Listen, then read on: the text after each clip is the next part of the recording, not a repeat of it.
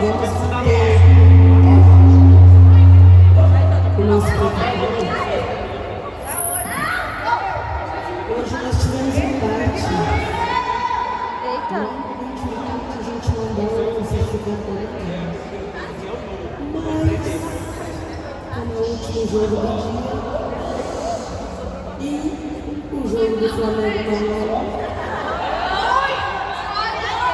Então, 8 gols do Sérgio Romano, Maria Eduarda Carvalho.